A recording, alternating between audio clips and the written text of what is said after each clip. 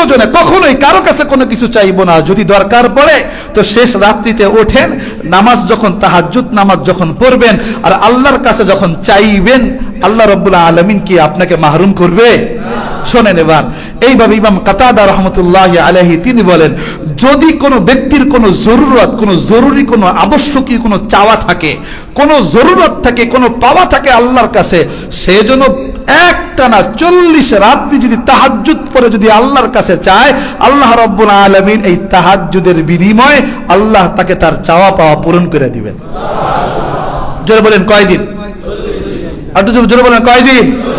তো 40 দিন যদি আপনি একটানা পড়তে পারেন আর আপনার যদি চাওয়া থাকে, সেই চাওয়া যদি চাইতে পারেন, আর আল্লাহ যদি দেয়, সে কি কম দিবে না বেশি দিবে? তো মানুষের কাছে চেয়ে বেইজ্জতি কেন হবেন? চাওয়ার মধ্যে বেইজ্জতি আর আল্লাহর কাছে চাওয়ার মধ্যে কোনো বেইজ্জতি নাই, কোনো বেইজ্জতি নাই। আল্লাহ তুমি আমাদের সকলকে আল্লাহ যে কোনো প্রয়োজনে আপনার কাছে চাওয়ার আমাদেরকে তৌফিক দান করেন। আসসালামু আলাইকুম ওয়া রাহমাতুল্লাহি ওয়া বারাকাতুহু।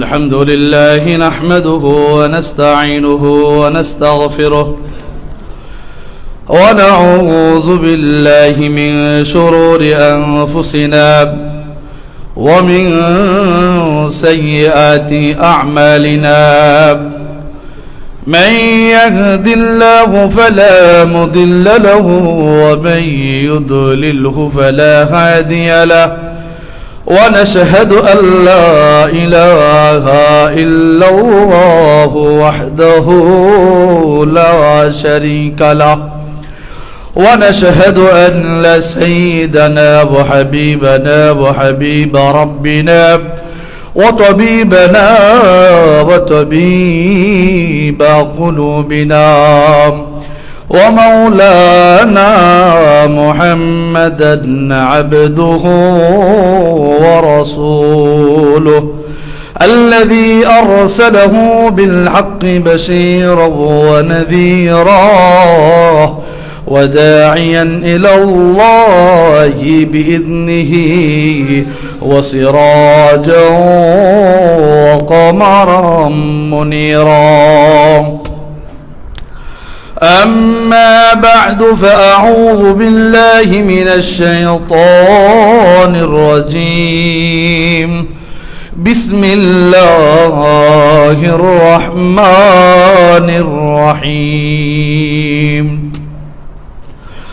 رب المشرقين ورب المغربين فبأي آلاء ربكما تكذبان مرج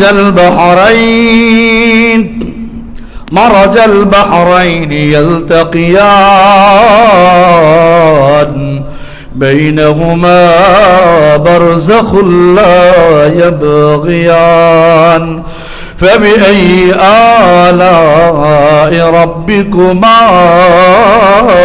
تكذبان إن الله وملائكته يصلون على النبي يا أيها الذين آمنوا صلوا عليه وسلموا تسليما اللهم صل على محمد وعلى آل محمد كما صليت على إبراهيم وعلى آل إبراهيم إنك حميد مجيد اللهم بارك على محمد وعلى آل محمد كما باركت على إبراهيم وعلى آل إبراهيم إنك حميد مجيد سبحانك لا علم لنا إلا ما علمتنا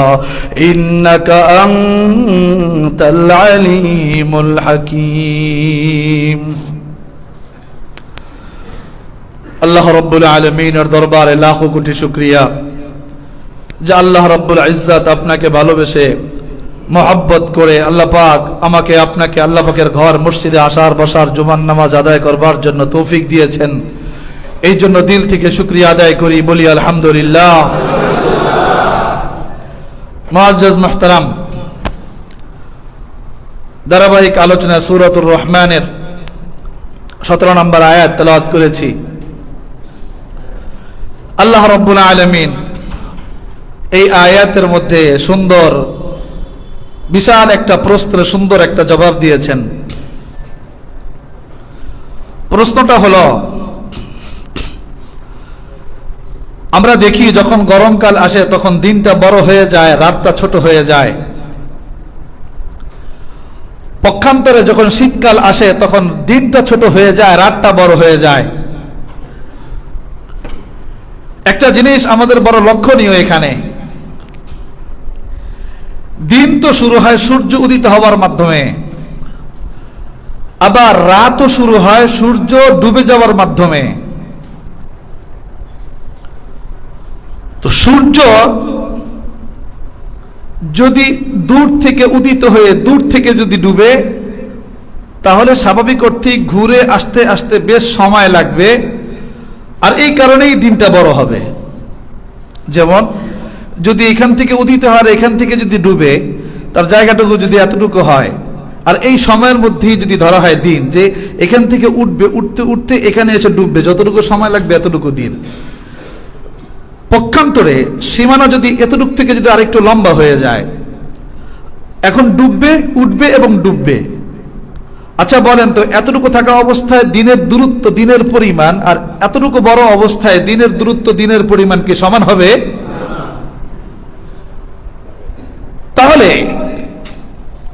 যখন গরমকাল আসে তখন সূর্য একটু উদিত হয় পূর্ব দিগন্তর একটু ভিতর থেকে, মানে এই বরাবর না, একটু এই বরাবর থেকে। আর যখন ডুবে ডুবতে ডুবতে ডুবতে ডুবতে পশ্চিমটা তখন মাঝ বরাবর থাকে না, মাঝ থেকে আরেকটু এদিকে হেলে যায়, মানে বলা গেলে চলে রাতের অংশ এতটুকু থাকে আর দিনের অংশ বিশাল থাকে।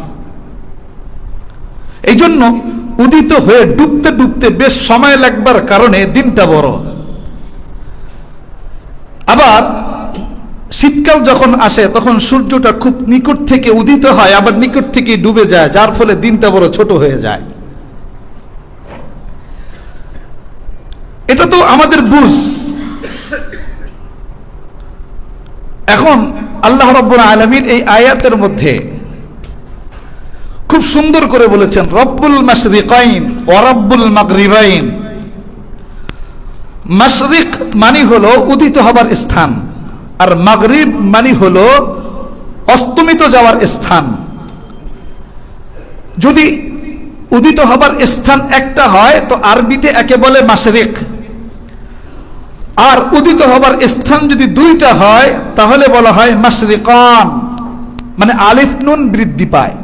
তা আল্লাহ পাক সূরাতুর রহমানের মধ্যে বলছেন, রব্বুল মাশরিকাইন, দুইটা উদিত স্থানের, সূর্যের উদয়ের স্থানের, দুই স্থানের রব, জোরে বলেন তিনি কে? আবার সূর্য অস্তমিত যাওয়ার স্থান একটা নয়, দুইটা। তো যেহেতু দুইটা, ওই দুইটা অস্তমিত হবার স্থানের রবকে আল্লাহ রাব্বুল আলামিন জানায় দিতেছেন যে বান্দা, সূর্য উদিত হবার স্থান একটা নয়, সূর্য উদিত হবার স্থান কয়টা? গরমকালে এক জায়গায়, শীতকালে আরেক জায়গায়। আবার অস্তমিত যাওয়ার স্থানও একটা নয়, জোরে বলেন কয়টা? গরমকালে এক জায়গায় এক স্থানে, শীতকালে আরেক স্থানে। আল্লাহ বলছেন এই দোনো জায়গার থেকেই যে এই সূর্যটা উদিত হয়, দোনো জায়গাতেই যে আবার সূর্য অস্তমিত হয়, ওই দুইটা স্থানের, জোরে বলেন রব কে? এখান থেকে আল্লাহ পাক আরেকটা জিনিস জানায় দিতেছেন, সেটা হলো এই গরমের মধ্যে মানুষের ঘুমটা একটু কম আসে, কারণ গরমে শরীর এত অস্থির থাকে, একদিকে বাতাস লাগে আর আরেক দিকে যেই সাইডটা বিছনার সাথে থাকে ওটা ঘামাইতেই থাকে। যেমন আজকে আমি ঘুমাচ্ছি, নামাজের আগে একটু ঘুমাইতে হয়, দেখি এই সাইড ভিজতে ভিজতে পুরো বালিশ ভিজে গেছে, আর উপর থেকে ফ্যান চলতেছে, এসিও চলতেছে। এখনকার আবহাওয়াটা অত্যন্ত গরম। তো বোঝা গেল কি যে ঘুমন্ত অবস্থায় ঘুমটা ভেঙে যায় গরমের কারণে, কারণ বালিশ ভিজে, কাঁথা ভিজে, আরো অনেক কিছু ভিজে।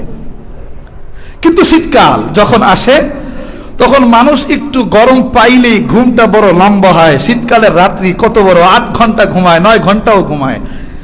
যদি সেই রাত 8টা থেকে 8:30 থেকে ঘুম শুরু হয় ফজর পর্যন্ত, একটু হিসাব করে দেখেন, একটানা মানুষ 9.5 ঘন্টা ঘুমাইতে পারে, তাও কেমন যেন বিছনা থেকে উঠতে মনে চায়। আল্লাহ রাব্বুল আলামিন এই শীতকালের রাত্রিটা বড় করলেন কেন, আর শীতকালের দিনটাকে ছোট করলেন কেন, গরমকালের রাত্রিটাকে ছোট করলেন কেন, দিনটাকে বড় করলেন কেন? আল্লাহ পাক এখান থেকে বুঝিয়ে দিতে চাইছেন যে বান্দা, গরমকালে মানুষ একটু শ্রম দিবে বেশি, কষ্ট করবে বেশি, সুতরাং এই সময়ে দিনটা বড় হওয়া দরকার, রাতটা ছোট হওয়া দরকার। আর শীতকাল আসলে মানুষ শ্রম দিবে কম আর মানুষ রাত্রে ঘুমাবে বেশি, এই জন্য রাতটা বড় হওয়া দরকার। সুতরাং এই সিস্টেমটার মাধ্যমে আল্লাহ পাক এই মানব জাতিকে যে নিয়ামত দান করেছে, এই নিয়ামতটা দিয়েছেন কে? একটা জিনিস চিন্তা করে দেখেন, বলবেন যে হুজুর ব্যাপারটা কেমন? দেখেন আল্লাহ পাক কোরআনের মধ্যে খুব সুন্দর করে জানায়া দিতেছেন, ওয়াজআলনা নাওমা সুবাতা ওয়াজআলনা লাইলা লিবাসা ওয়াজআলনা নাহারা মাআশা। আল্লাহ পাক বলেন যে ওয়াজআলনা নাওমা সুবাতা, সুবাতুন অর্থ হলো প্রতিটা মানুষের ক্লান্তি দূর করবার মাধ্যম। আর সুবাত সিন দিয়ে শব্দটার অর্থ হলো ক্লান্তি দূরকরণ। আল্লাহ পাক বলেন ওয়াজআলনা নাওমা সুবাতা, আমি আল্লাহ রাব্বুল আলামিন মানব জাতিকে ঘুমের মতো মহাবড় নিয়ামত দান করেছি শুধুমাত্র তার শরীরের ক্লান্তি দূর করবার জন্য। বলেন না সুবহানাল্লাহ। যার ঘুম আসে তিনি এই নিয়ামত বুঝবেন না, কিন্তু যার ঘুম আসে না এই নিয়ামতের কদর একমাত্র তাহারই বুঝে আসবে। যে ওষুধ খাবার পরেও ঘুম আসে না, যে কি এক অস্থিরতা, একমাত্র তিনিই বলতে পারবেন, এছাড়া আর কেউ বলতে পারবেন না। আমার এই ছোট্ট জীবনে আমার একবার হয়েছিল এমন, আমি তখন বুঝতে পারছিলাম যে ঘুমটা কত বড় নিয়ামত। ঘুমের কারণে ঘুম যেন আসে, বুদ্ধি নিলাম কি করা যায়। তো আমার এক ছাত্র ভাই আমাকে বুদ্ধি দিল, একটা কাজ করেন, কাশের সিরাপ খান। আমি তখন থেকে জানি যে কাশের সিরাপ খাইলে ঘুম আসে। তো জিজ্ঞেস করলাম কতটুকু খাবো, তো আমারে বললেন যে কাশের সিরাপ পারলে যদি ঘুম না আসে এতটুকু বোতলের অর্ধেক খেয়ে ফেলেন। ছাত্র জমানার কথা। তো ওটা যখন ওষুধটা যখন খাইলাম কিছুক্ষণ পর থেকে তখন শুরু হইল মাতলামি, দাঁড়াইতে পারি না, খালি গুল্লা খাই, গুড় খাই। এরপরে এই ঘুরটা কাটতে পেরে 3 দিন সময় লাগছে। তারপরে আমার এই আয়াতের মর্মটা আমি তেলাওয়াত করতেছি আর বলতেছিলাম যে দেখো আল্লাহ রাব্বুল আলামিন কত সুন্দর করে বলছেন ওয়াজআলনা নাওমা সুবাতা, যে মানুষের শরীরের ক্লান্তি যেটা মানুষের কখনো খাবারের মাধ্যমে ওই দূর করা সম্ভব না, পানির মাধ্যমে দূর করা সম্ভব না, এটা একমাত্র ঘুমের মাধ্যমেই দূর করা সম্ভব, ওইটা আল্লাহ রাব্বুল আলামিন এই ঘুমের মধ্যে দিয়ে রেখেছেন। বলেন না সুবহানাল্লাহ। ওয়াজআলনা নাওমা সুবাতা। এরপর আল্লাহ বলেন ঘুমাইবেন কখন, কখন ঘুমটা দরকার। ওয়াজআলনা লাইলা লিবাসা। আল্লাহ এত সুন্দর করে বলে দিচ্ছেন এই যে ক্লান্তি দূর করবার জন্য আমি আল্লাহ ঘুম দিয়েছি, ওই ঘুমটার জন্য আমি সময়ও নির্ধারণ করে দিয়েছি, সেই সময়টা হলো রাত্রি। আল্লাহ বলেন ওয়াজআলনা লাইলা লিবাসা। দেখো আমি আল্লাহ এই রাতটাকে পোশাক বানিয়েছি। জোরে বলেন কি বানিয়েছেন? পোশাক বানিয়েছেন। একটা কথা জিজ্ঞেস করি, আল্লাহ পাক রাতকে পোশাক কেন বললেন? আচ্ছা জানতে চাই, আমরা কি পোশাককে আলমারিতে সাজিয়ে রাখি, নাকি যখন যখন প্রয়োজন পড়ে আমরা পাল্টিয়ে পাল্টিয়ে হোক ওই জিনিসটা আমরা পরিধান করি? আমরা পরিধান করি। দ্বিতীয় নাম্বার বিষয়, পরিধান যখন করি এটা কি আমাদের শরীর থেকে দূরে থাকে নাকি শরীরের সাথে লেগে থাকে? শরীরের সাথে লেগে থাকে। এখান থেকে আল্লাহ বুঝাইতে চাইতেছেন ও মানুষ, রাত যখন আসে, একটু বলি, এই কাপড়টা যখন আমরা গায়ে দেই, পোশাক যখন আমরা গায়ে দিই, শরীরের সাথে যেমন লেগে থাকে, আমরা ঠিক এই রাতটাকে, আমরা এই পোশাকটাকে কিন্তু একটা আনন্দের মাধ্যমও বানাই। বানাই কি বানাই না? আল্লাহ পাক এখান থেকে বুঝাইতে চাইতেছেন ওয়াজআলনা লাইলা লিবাসা। আগে জানান দিয়েছেন নাওমটা, ঘুমটা হলো প্রতিটা মানুষের ক্লান্তি দূর করবার মাধ্যম। আর ওয়াজআলনাল লাইলা লিবাসা, রাতটাকে বানিয়েছি মানব জাতির জন্য পোশাক স্বরূপ। এ কথার অর্থ হলো, ও মানুষ, রাত জেগো না, রাতটাকে পোশাক বানিয়ে ঘুমের মতো নেয়ামত হিসাবে গ্রহণ করো। আর ওয়াজআলনান নাহারা মাআশা, আর আমি আল্লাহ রাব্বুল আলামিন দুনিয়াতে কামায় রোজগার করবার জন্য, জীবিকা উপার্জন করবার জন্য সময় নির্ধারণ করেছি। দিন হলো মাস, কামানোর জন্য সময়, সম্পদ অর্জনের জন্য সময়। আল্লাহ রাব্বুল আলামিন সূরাতুল লাইলের মধ্যে একেবারে কত সুন্দর করে বলে দিচ্ছেন, ওয়ালাকাদ খালাকনাল ইনসানা ফি কাবাদ, আমি আল্লাহ রাব্বুল আলামিন মানব জাতিকে সৃষ্টি করেছি পরিশ্রমের মধ্যে। জোরে বলেন, কিসের মধ্যে? আরেকটু জোরে বলতে হবে, কিসের মধ্যে?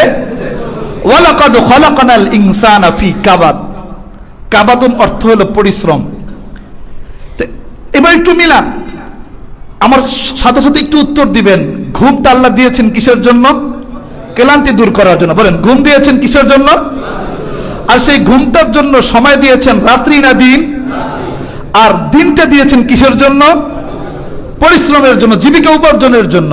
আল্লাহ পাক বলতেছেন যে মানুষ, ওয়ালাকাদ খালাকনাল ইনসানা ফি কাবাদ, আমি মানব জাতিকে সৃষ্টি করেছি পরিশ্রমের মধ্যে।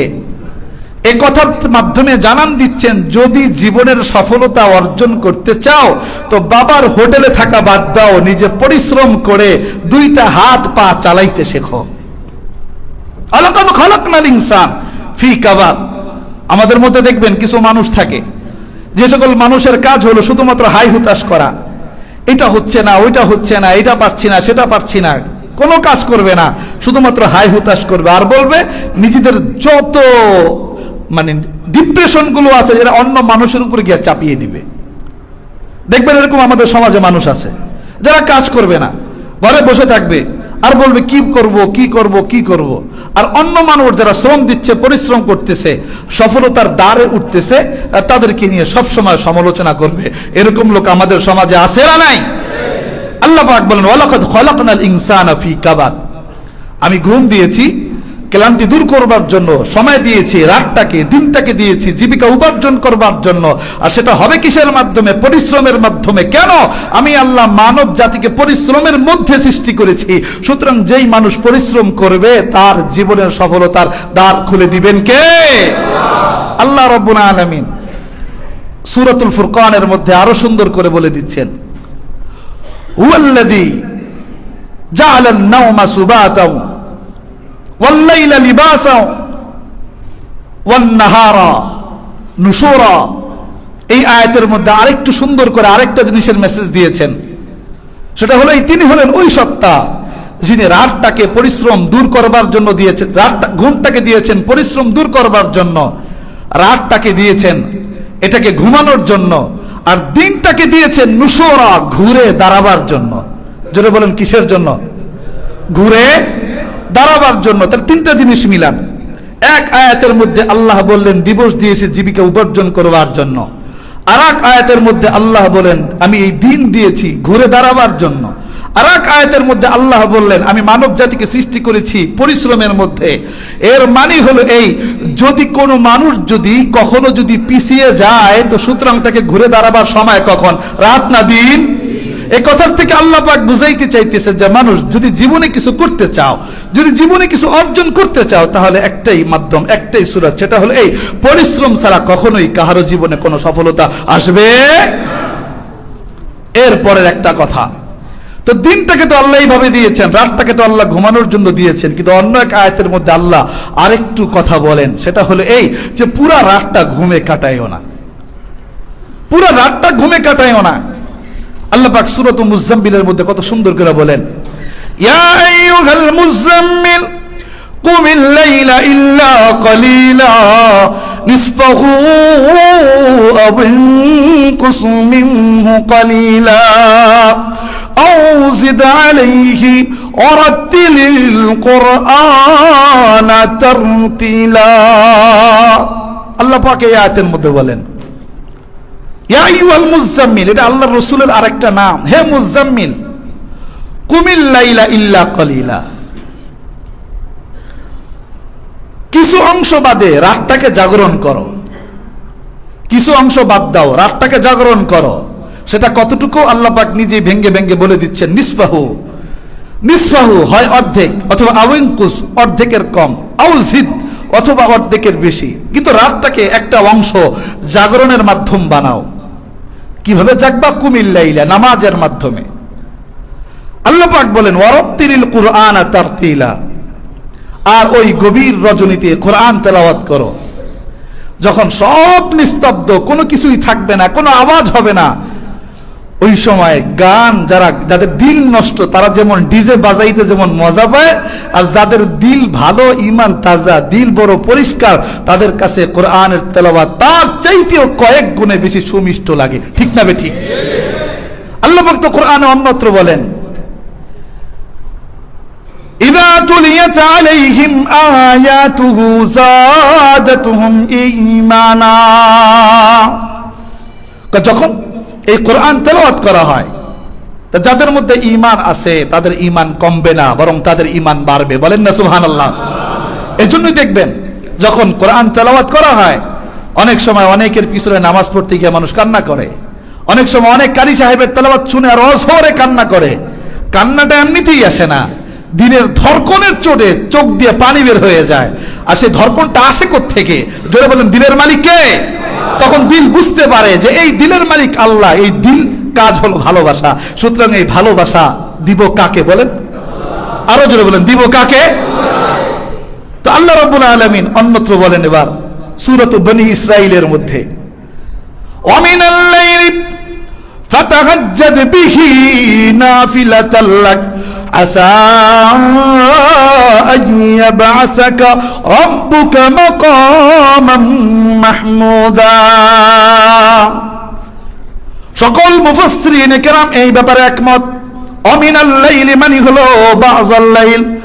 ও মানুষ, আল্লাহ পাক তার হাবিব বিশ্বনবী মুহাম্মদ সাল্লাল্লাহু আলাইহি ওয়াসাল্লামকে সম্বোধন করে বলেন ওমিনাল লাইলি ফাতাহাজ্জাদ, রাতের কিছু অংশটা ফাতাহাজ্জাদ নাফিলাতাল লাক, নফল হিসাবে আদায় করেন। বিনিময়ে কি পাবেন? বিনিময়ে আল্লাহ পাক তার হাবিবকে বলে আসা আইয়াবআসাকা রাব্বুকা মাকামান মাহমুদা, বিনিময়ে আপনার রব আপনাকে প্রশংসিত মর্যাদার স্থান দান করবে। এটা তো আল্লাহ পাক তার হাবিবকে বলছেন যে আপনি তাহাজ্জুদ পড়েন, রাতের কিছু অংশ আপনি জাগেন, একটু খেয়াল করবেন, দেখেন হিসাবটা কি। হিসাবটা হলো এই, যখন রাত্রিবেলা এশার নামাজ পড়ে ঘুমাবেন, আল্লাহ রাসূলের হাদিস তো আছে এই ব্যাপারে স্পষ্ট, যে ব্যক্তি এশার নামাজ জামাতের সাথে আদায় করবে, আবার ফজরের নামাজ জামাতের সাথে আদায় করবে, মাঝখানে যে ঘুমাবে, এই ব্যক্তির পুরা ঘুমটাকে আল্লাহ পাক নফল নামাজের সওয়াব দিয়ে ভরপুর করে দিবে। শোনেন এবার আল্লাহ রাসূল সাল্লাল্লাহু আলাইহি ওয়াসাল্লাম, আমি এই আয়াতের ব্যাখ্যাটা এইভাবে যতটুকু বুঝি, যে এশার নামাজ পড়ছেন, এশার নামাজের পরে বিছানায় যখন চলে গেছেন, বিছানায় যাওয়ার পরে ঘুমের মতো বড় নেয়ামত দেখেন, দ্বিতীয়ত আর কিছু মিলাইতে পারবেন না। তো এই ঘুমের মতো এত বড় নেয়ামতটা যখন আল্লাহ আপনাকে আমাকে দিয়েছেন, তো উচিত কি সেই রব্বে কাবার দরবারে শুকরিয়া আদায় করা না? তো রাত্রে এবার দাঁড়িয়ে যান, জায়নামাজে দাঁড়িয়ে যান, জায়নামাজে দাঁড়ায়া দাঁড়ায়া 2 রাকাত নামাজ পড়েন। তো মাকামান মাহমুদা মানে হলো প্রশংসিত স্থান। মুফাসসিরিন কেরাম এইভাবে এই আয়াতটাকে এইভাবে বলেছেন। বিশ্বনবীর ক্ষেত্রে যদি বলা হয়, তাফসীর রুহুল মাআনি খুললে পাবেন, যদি বিশ্বনবীর ক্ষেত্রে মাকামে মাহমুদ যদি ব্যবহার করা হয়, এই কথার অর্থ হলো যে আল্লাহ রাব্বুল আলামিন বিশ্বনবীকে মাকামে মাহমুদ নামে একটা বিশাল বড় সিংহাসন দান করবেন। আর পক্ষান্তরে ওই তাহাজ্জুদের আমল যদি কোনো ব্যক্তি যদি রাসূলের অনুকরণ করে যদি কোনো ব্যক্তি এই তাহাজ্জুদের আমল যদি চালিয়ে যায়, আল্লাহ রাব্বুল আলামিন দুনিয়াতে তাকে যেমন সর্বোচ্চ মর্যাদার অধিকারী করবেন, সাথে সাথে হাসরের ময়দানেও রাসূলের মাকামে মাহমুদের পাশে তার জন্য সম্মানিত স্থান রেখে দিবেন। আল্লাহ পাক বলতেছেন ওয়ামিনাল লাইলি ফাতাহাজ্জাদ বিহি নাফিলাতাল লাক। বড় মজার বিষয়, জিব্রাইল আমিন আসলেন আল্লাহ রাসূলের কাছে, এসে আল্লাহ রাসূলকে বলতেছেন, আল্লাহ রাসূল জি আপনার উম্মতের জন্য একটা টিপস দেয়া যায়। মাঝে মাঝে আল্লাহ রাসূলকে মাঝে মাঝে নসিহত করতেন এই উম্মতকে কেন্দ্র করে। আল্লাহ রাসূল আপনার উম্মতকে একটু টিপস দেয়া যায়। মাজমাউজ জাওয়াইদ আল্লামা হাইসিমি রাহমাতুল্লাহি আলাইহি উনি ওনার এই হাদিসের কিতাবের মধ্যে এটা উনি উল্লেখ করেন। সেটা হলো এই শরাফুল মুমিনী, মুমিনের ইজ্জত আর সম্মান কোন পথে, এটা একটু আপনি আপনার উম্মতকে জানায় দিয়েন। আল্লাহ রসুলকে তো জানায় দিতে বলেছে। আমি তো কিতাব থেকে হাদিসটা পড়েছি, ওস্তাদের মুখ থেকে শুনেছি। আপনারা যদি বলেন যে আমল করব, তাহলে বলবো, করবেন ইনশাআল্লাহ। হাদিসের মধ্যে দুইটা মাধ্যম বলেছে, আপনার উম্মতকে জানাবেন। আপনার উম্মত তো সম্মানী এবং একদল থাকবে ইজ্জতি হওয়ার জন্য বহু চেষ্টা করবে। তারা যদি দুইটা জিনিস মান্য করতে পারে, আল্লাহ পাক তাদেরকে এই মর্যাদা দিয়ে দিবে। বলেন না সুবহানাল্লাহ। সেই দুইটা কি? শরাফুল মুমিনী, মুমিনের মর্যাদা হলো কিয়ামুল লাইল। যদি কোনো মুমিন যদি মর্যাদা অর্জন করতে চায়, সে যেন রাতের শেষ অংশে যেন দাঁড়ায় যেন নামাজ পড়ে। বলেন না সুবহানাল্লাহ। এখন একটা কথা, একটা জিনিস দেখেন, বর্তমান জমানায় একটা জিনিস বুঝবেন, ভাইরাল হওয়া এক জিনিস আর মর্যাদার অধিকারী হওয়া এটা আরেক জিনিস। ভাইরাল হওয়া এক জিনিস, বর্তমান জমানায় ভাইরাল হওয়ার জন্য বহুত কিছু আছে, চাইলে ভাইরাল হওয়া যায়, কিন্তু দিলের মধ্যে ভালোবাসা সৃষ্টি হওয়া, মর্যাদার অধিকারী হওয়া, এটা কিন্তু ভাইরাল হওয়ার মাধ্যমেই হয়। ব্যাপারটা এমন, যুগে যখন মোবাইল ছিল না, যখন ফেসবুক টুইটার এগুলো যখন ছিল না, টিকটক ইত্যাদি যখন এগুলো ছিল না, তখন মানুষ আমল করত, কিন্তু ওই মানুষ কেমন হয়তো বলতে পারবো না, কিন্তু ওই সকল মানুষদের নাম এখনো আমরা ভক্তি শ্রদ্ধা সহকারে আমরা নেই। জানেন কেন নেই? এটার কারণ হলো এই একটা, যেটা বুখারী শরীফের মধ্যে বর্ণিত হাদিসের পয়েন্টটা মনে রাখেন, একটুকু বলি। জিব্রাইল আমিন এই উম্মতের মর্যাদার জন্য কি বলেছেন? বলেন তাহাজ্জুদ নামাজ। এই উম্মতের মর্যাদার জন্য কি করতে বলেছেন? একটু জোরে বলতে হবে, কি করতে বলেছেন? দ্বিতীয় নাম্বারটা আছে, পরে বলি। আল্লাহ রসুলের হাদিস বুখারী শরীফের মধ্যে বর্ণিত, একেবারে স্পষ্ট, আবু হুরায়রা রাদিয়াল্লাহু আনহু থেকে বর্ণিত। তিনি বলেন, ইযা আহাব্বাল্লাহু আবদান, যখন আল্লাহ রাব্বুল আলামিন কোন বান্দাকে ভালোবাসেন, জোরে বলেন, কে ভালোবাসেন? আরেকটু জোরে, কে ভালোবাসেন? কাকে ভালোবাসেন? কোন বান্দাকে। আল্লাহ পাক যখন কোন বান্দাকে ভালোবাসলে না দা জিব্রাইলকে ডাক দেয়, জিব্রাইল এই উহিব্বুহু ফাআহিব্বুহু, এই জিব্রাইল এই বান্দাকে আমি ভালোবাসি, সুতরাং জিব্রাইল তুমিও ভালোবাসো। তো ফায়ুহিব্বুহু জিব্রাইল এবার তাকে ভালোবাসা শুরু করে দেয়। এরপরে জিব্রাইল আমিন আল্লাহর কাছ থেকে যখন দূরে আসে, এই আসমানের মধ্যে আসেন, নাদা জিব্রাইল ফি আহলিস সামা, এই আসমানবাসীদের মধ্যে এসে ডাক দিয়া বলে যে আহাব্বাল্লাহু হাদাল আবদা, আল্লাহ পাক এই বান্দাকে ভালোবাসে, সুতরাং আনা উহিব্বুহু, আমি জিব্রাইল ওই বান্দারে ভালোবাসি, ফাআহিব্বুহু, তোমরাও এর ভালোবাসো। বলেন সুবহানাল্লাহ। এরপরে জিব্রাইল আমিন ওই আসমান থেকে এবার নিচে নামবার পরে এবার বলে দেন যে এই বান্দাকে আল্লাহ ভালোবাসেন, উহিব্বুহু, আমি জিব্রাইলও ভালোবাসি, সুতরাং ফাহিব্বুহু, তোমরাও একে ভালোবাসো। যখন রহমতের ফেরেশতারা জিব্রাইল আমিন আইসা কুদরতি জবান দিয়া কুদরতি কান পর্যন্ত যখন আপনাদের কানে কানে পৌঁছে দিয়া যাবে যে আল্লাহ এরে ভালোবাসে, আমিও এরে ভালোবাসি, আসমানওয়ালা ফেরেশতারা সবাই এরে ভালোবাসে, তোমরাও এরে ভালোবাসো, বলেন তো তখন ভালোবাসবার জন্য ফেসবুক লাগবে? টুইটার লাগবে? এগুলো কোনো কিছুর মাধ্যম দরকার হবে? ওই ভালোবাসা দিয়ে ইমামে আজম আবু হানিফা যুগে বেঁচে আছেন, ওই ভালোবাসা দিয়ে আবু বকর যুগে বেঁচে আছেন, ওই ভালোবাসা দিয়ে ওমর রাদিয়াল্লাহু আনহু শত বছর ধরে এই উম্মতের মাঝে ভালোবাসার হৃদয়ের কুঠায় বেঁচে আছেন। ফেসবুকের মাধ্যমে নয়, একমাত্র রাতের তাহাজ্জুদ আর নেক আমলের মাধ্যমে। বলেন না সুবহানাল্লাহ। দ্বিতীয় নাম্বার জিব্রাইল আমিন বলেন এবার আল্লাহ রসুলকে, আল্লাহ রসুল আপনার উম্মতের শরাফুল মুমিনী কিয়ামুল লাইল, এই উম্মতের মর্যাদা সম্মান, জোরে বলেন কোথায়? শেষ রাতে। বলেন কখন? আরেকটু জোরে বলেন কখন? সুতরাং এই টিপস যখন পাইছেন, বলছেন কিন্তু আগে আমল করব, তাহলে এখন থেকে ভালো করে একটু মনে নেন। রাতের শুরুর ভাগে ঘুমিয়ে যাবে না, শেষ রাত যখন হবে ফজরের আজানের আগে 4:15 13 বাজলে ওয়াক্ত শেষ হয়ে যায় তাহাজ্জুদের, ওই সময় 4টা বাজে উঠে 2 রাকাত নামাজ পড়ানো যাবে না ইনশাআল্লাহ? পড়া যাবে না ইনশাআল্লাহ? আমাদের মোবাইলের মধ্যে এখনো তো সেহরির অ্যালার্ম বাজে অনেকের। ভাই আগে তো সেহরির অ্যালার্ম বাজতো খাওয়ার জন্য, সুতরাং সেহরির অ্যালার্মটা বন্ধ করেন না, ওই অ্যালার্মটা এখনো রাখেন। আগে তো সেহরি খাওয়ার জন্য উঠতেন, এখন না হয় আল্লাহর সাথে মোলাকাত করবার জন্য উঠবেন। পারা যাবে না ইনশাআল্লাহ।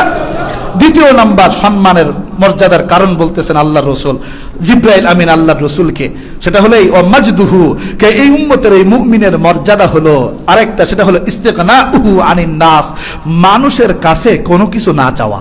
বলেন মানুষের কাছে কোনো কিছু, আর বলেন মানুষের কাছে কোনো কিছু, নিষ্প্রয়োজনে মানুষের কাছে কোনো কিছু না চাওয়া, নিষ্প্রয়োজনে কারো কাছে কোনো কিছু চাবো না। জোরে বলেন চাইবো কার কাছে? আর জোরে বলেন চাইবো কার কাছে?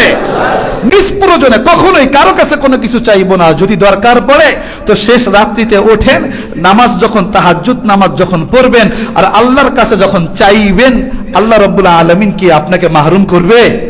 শোনেন এবার, এইভাবে ইমাম কাতাদা রাহমাতুল্লাহি আলাইহি তিনি বলেন, যদি কোনো ব্যক্তির কোনো জরুরত, কোনো জরুরি, কোনো আবশ্যকীয় কোনো চাওয়া থাকে, কোনো জরুরত থাকে, কোনো পাওয়া থাকে আল্লাহর কাছে, সে যেন একটানা 40 রাত্রি যদি তাহাজ্জুদ পড়ে যদি আল্লাহর কাছে চায়, আল্লাহ রাব্বুল আলামিন এই তাহাজ্জুদের বিনিময়ে আল্লাহ তাকে তার চাওয়া পাওয়া পূরণ করে দিবেন।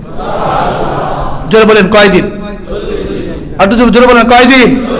তো 40 দিন যদি আপনি একটানা পড়তে পারেন আর আপনার যদি চাওয়া থাকে, সেই চাওয়া যদি চাইতে পারেন, আর আল্লাহ যদি দেয়, সে কি কম দিবে না বেশি দিবে? তো মানুষের কাছে চেয়ে বেইজ্জতি কেন হবেন? চাওয়ার মধ্যে বেইজ্জতি আর আল্লাহর কাছে চাওয়ার মধ্যে কোনো বেইজ্জতি নাই, কোনো বেইজ্জতি নাই। আল্লাহ তুমি আমাদের সকলকে আল্লাহ যে কোনো প্রয়োজনে আপনার কাছে চাওয়ার আমাদেরকে তৌফিক দান করেন। এবার যে কথা বলছিলাম, আয়েশা রাদিয়াল্লাহু আনহা বলেন, আল্লাহ রাসূল সাল্লাল্লাহু আলাইহি ওয়াসাল্লামকে, আল্লাহ রাসূল শেষ রাত্রে এত কষ্ট করে আপনার নামাজ পড়বার কি দরকার? হাদিসের মধ্যে বর্ণিত যে কামান নবী সাল্লাল্লাহু আলাইহি ওয়াসাল্লাম আল-লাইল ওয়া তাতাফাত্তারু কদামাহু, আল্লাহ রাসূল সাল্লাল্লাহু আলাইহি ওয়াসাল্লাম রাত্রি দাঁড়িয়ে নামাজ পড়তেন। তাতাফাত্তারু কদামাহু, আল্লাহ রাসূলের দুইটা পা একেবারে ফুলে যাইত। খেয়াল করবেন, দুইটা পা একেবারে ফুলে যাইত।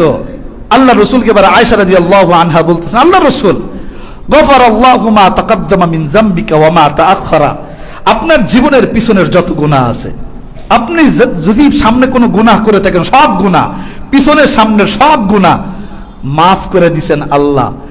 যেহেতু মাফ করে দিছে, তাহলে আপনার আবার এই কি দরকার পরে এই তাহাজ্জুদ পড়বার? আর তাও কি নামাজে দাঁড়িয়ে দাঁড়িয়ে পড়তে পড়তে পা দুটো আপনি ফুলায় ফেলেন? আল্লাহ রাসূল বলেন, খেয়াল করেন, আল্লাহ রাসূল বলে, দেখেন আমি আমার জীবনের মাপ চাওয়ার জন্য, মাপ পাওয়ার জন্য তাহাজ্জুদ পড়ি না। কেন পড়েন?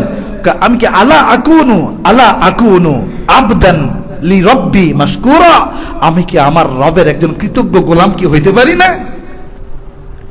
আমি কি আমার রবের কি একজন কৃতজ্ঞ গোলাম হইতে পারি না? যে রব আমাকে এই নিয়ামত গুলা দিছে, যে রব আমাকে রাতের মতো একটা নিয়ামত দিছে, যে রব আমাকে এই এত অঙ্গ প্রত্যঙ্গ নিয়ামত দিছে। দুনিয়ার কোন নেতা, দুনিয়ার কোন মালদার, এমনকি নিজের বাবা মাও আমাকে এই নিয়ামতটা দেয় নাই। জোরে বলেন দিয়েছেন কে? যে এত বড় মহান রব, যিনি ভালোবেসে আমাকে এত বড় নিয়ামত দিতে পারে। ঠিক আছে, আমার পিছনের গুনাহ মাপ, আমার সামনের গুনাহ মাপ। আমি কি আমার রবের এই অতিরিক্ত তাহাজ্জুদ নামাজ পড়বার মাধ্যমে কি কৃতজ্ঞ বান্দা হতে পারি না?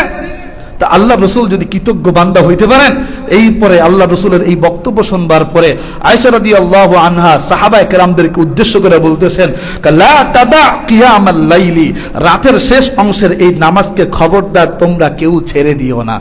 কেন ছাড়বা না?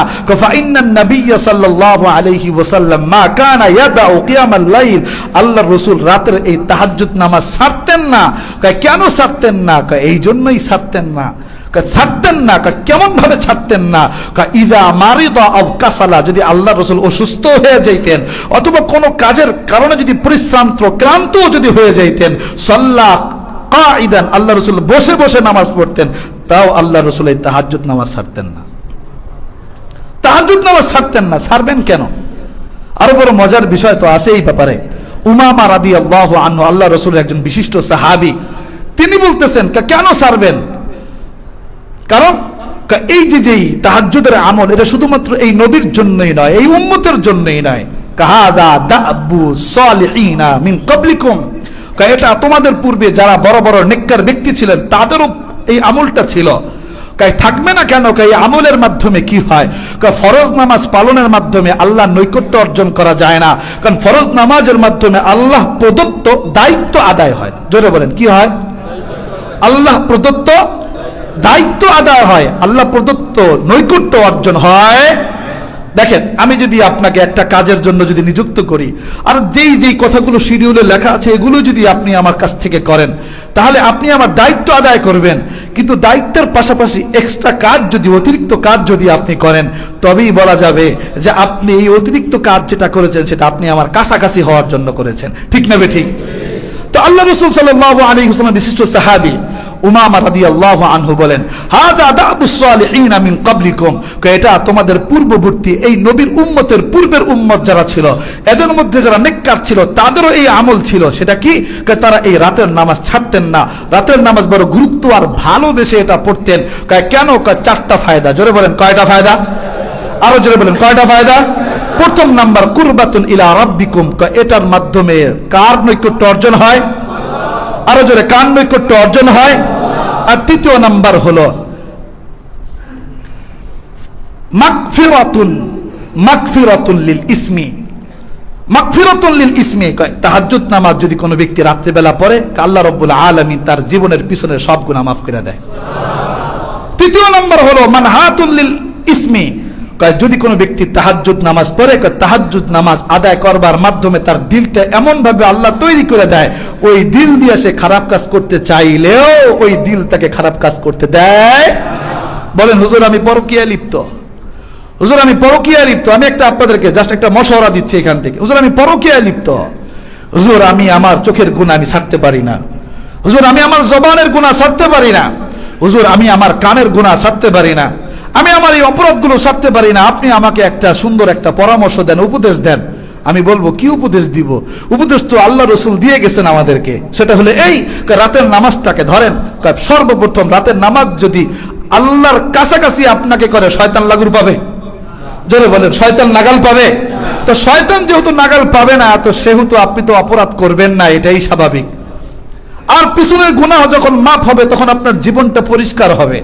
যখন জীবনও পরিষ্কার, আল্লাহর কাছাকাছি আপনি হইতেছেন, এমত অবস্থা সগায় শয়তান আপনার নাগাল পাবে না, এটাই স্বাভাবিক। আর এর মাধ্যমেই আল্লাহ রসুল বলছেন, মান হাতুন লিল ইসমি, যে তাহাজ্জুদ নামাজ পড়েন তো দেখবেন যে খারাপ আর গুনাহ এইগুলো করতে মনে চাবে।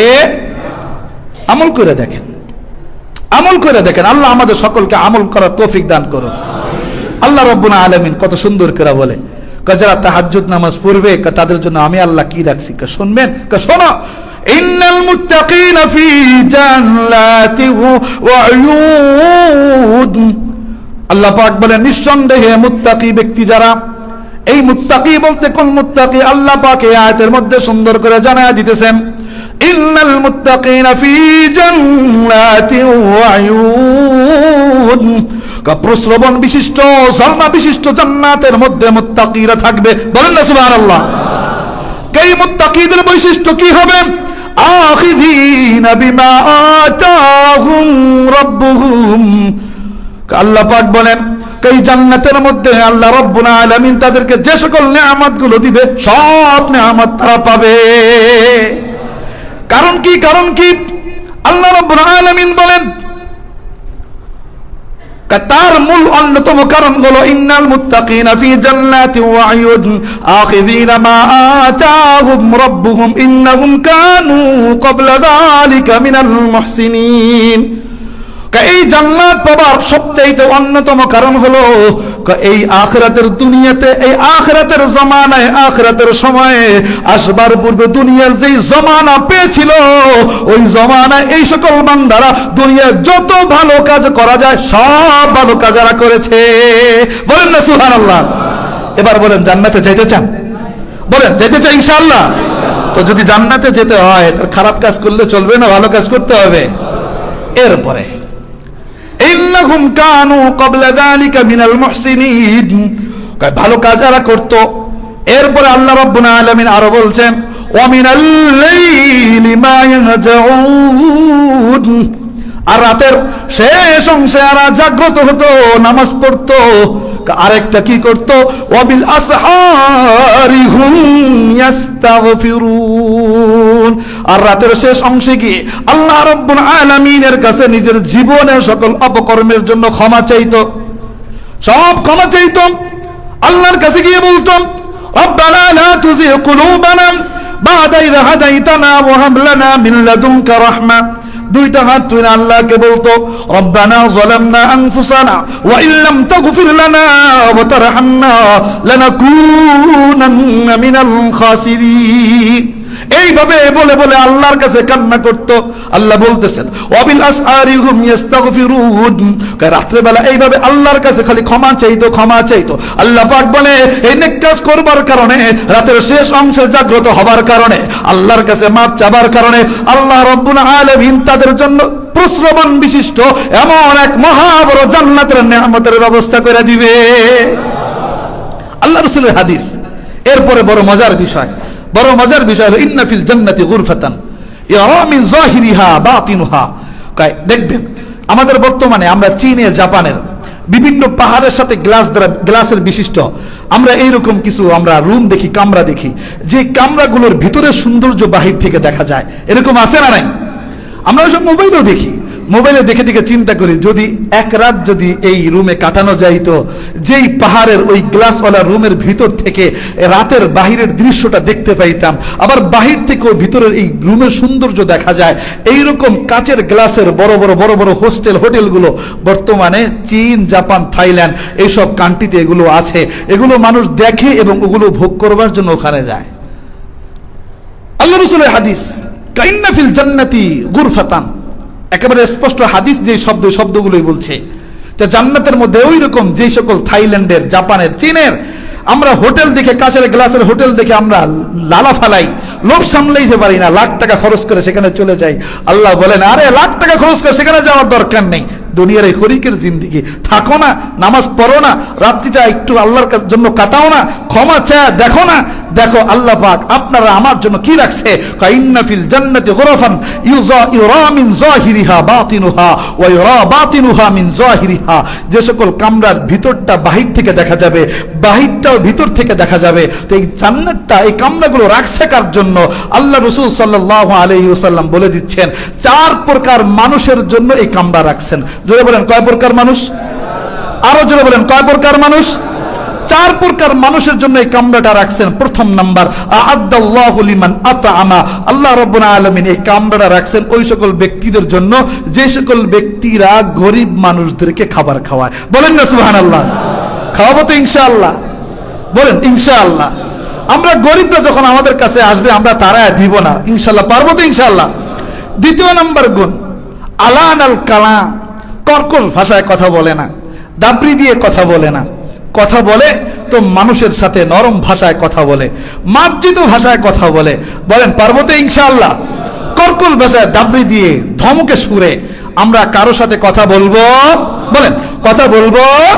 তাহলে প্রথম নাম্বার গুণ কি গেল? ওই কামরাগুলো রাখবে কাদের জন্য? যারা গরিব মানুষকে খাবার খাওয়ায়। বলেন কাদেরকে খাবার খাওয়ায়? গরিব মানুষকে খাবার খাওয়ায়। দ্বিতীয় নাম্বার আলানাল কালাম, যারা কি করে? নরম ভাষায়, জোরে বলেন নরম ভাষায় কথা বলে। তৃতীয় নাম্বার তাবা আসিয়াম, যারা সপ্তাহের, মাসের নফল রোজাগুলো রাখে, প্রতি সপ্তাহের সোমবার, বৃহস্পতিবার রোজা রাখে, শাবান মাসের রোজা পেয়েছে রোজা রাখে, শাওয়াল মাস পেয়েছে শাওয়াল মাসের 6 রোজা রাখে, রমজান মাস পেয়েছে রমজান মাসের রোজা রাখে। এইরকম যারা রোজাগুলো রাখে, এবার বলেন কত নম্বর গুণ গেল? জোরে বলেন কয় নম্বর গুণ গেল? তাহলে প্রথম নাম্বার গুণ কি? খাবার খাওয়ানো। বলেন প্রথম নাম্বার গুণ। দ্বিতীয় নাম্বার গুণ নরম ভাষায়।